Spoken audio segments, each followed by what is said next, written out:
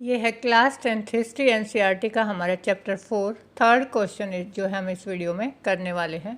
निम्नलिखित प्रभावों की व्याख्या करते हुए संक्षिप्त टिप्पणियाँ लिखें। फर्स्ट है हमारा कॉर्न लॉ के समाप्त होने के बारे में ब्रिटिश सरकार का फैसला। जो ब्रिटिश सरकार थी उसने जो है कॉर्न लॉ को समाप्त किया था। तो उसके बाद क्या हुआ था? कॉर्न का मतलब क्या होता है? कॉर्न मतलब मक्का, मकई, और लॉ मतलब कानून। ये जो कॉर्न लॉ था ये किससे संबंधित था? मक्के की जो है उपज थी, जो फसल थी, उससे जो है वो संबंधित था। तो इसको जो है ब्रिटिश सरकार ने समाप्त कर दिया था। समाप्त करने से पहले हम जो है थोड़ा सा ये जानेंगे कि कॉर्न लॉ क्या था। देखो, जब ब्रिटेन में 18वीं सदी थी तो वहाँ पर जो है पॉपुलेशन, जनसंख्या जो है बहुत ज़्यादा बढ़ गई थी। क्यों? क्योंकि वहाँ पर जो है उद्योग स्थापित होने लगे थे।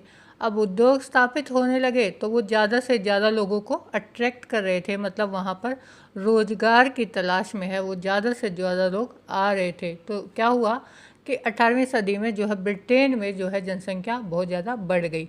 अब इसका नतीजा क्या हुआ? जब पॉपुलेशन बढ़ेगी तो खाने की चीज़ों की डिमांड भी ज़्यादा होगी, तो वहाँ पर भोजन की मांग भी बढ़ी।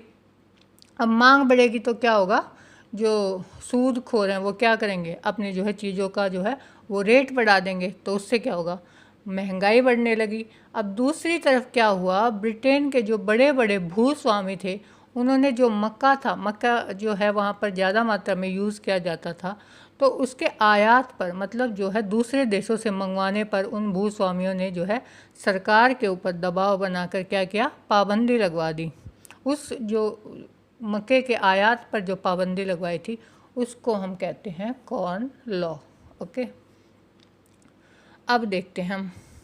अब ऊंचे दामों से परेशान जो उद्योगपति थे, शहरी बासिंदे, मतलब शहर के जो पढ़े लिखे लोग थे या जो है थोड़े से उच्च जो है अपने उच्च स्तर के लोग आप बोल सकते हैं, उन्होंने क्या किया? सरकार का विरोध किया कि जो ये कॉर्न लॉ है इसको समाप्त करो। क्यों? क्योंकि यहाँ पर जो है रेट बहुत ज़्यादा बढ़ गए हैं, हर चीज़ के जो है खाने की चीज़ें बहुत महंगी हुई हैं।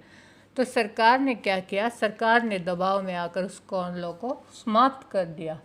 तो अब क्या होता है समाप्त होने के बाद? कॉर्न लॉ समाप्त हो जाने के बाद बहुत कम कीमत पर खाद्य पदार्थों का आयात किया जाने लगा। अब लॉ समाप्त हो गया तो वो बाहर से क्या करने लगे? कॉर्न मंगवाने लगे, मक्का, तो उसका आयात करने लगे। जो बाहर से हमें क्या मिलता था? कम रेट में मिल जाता था। आयातित खाद्य पदार्थों की लागत ब्रिटेन में पैदा होने वाले खाद्य पदार्थों से भी कम थी। जो बाहर से जो खाने की चीज़ें मंगवाई जाती थी, मक्का या कुछ और भी है, उनके उनके जो रेट होते हैं वो ब्रिटेन में पैदा होने वाली जो चीज़ें थी उनसे जो है बहुत कम होते थे।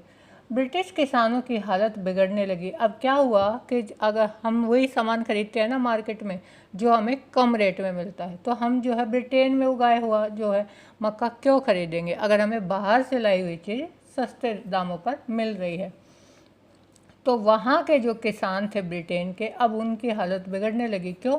क्योंकि उनकी फसल कोई खरीद नहीं रहा था, क्योंकि वे आयातित माल की कीमत का मुकाबला नहीं कर सकते थे। जो आयातित माल था, जो बाहर से आया हुआ जो खाद्य पदार्थ थे, उनके रेट कम थे, इसलिए वो है उनका मुकाबला नहीं कर सकते थे। तो लोग जो है वो बाहर से आया हुआ जो है माल जो है या खाद्य पदार्थ जो है उनको खरीद रहे थे। विशाल भूभागों पर खेती बंद हो गई। तो इससे क्या हुआ?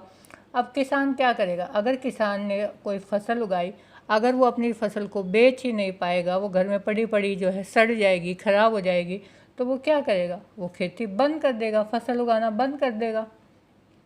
हजारों लोग बेरोजगार हो गए, गांव के गांव उजड़ गए, और या तो उजड़ गए या फिर शहरों में या दूसरे देशों में लोग जो है जाने लगे।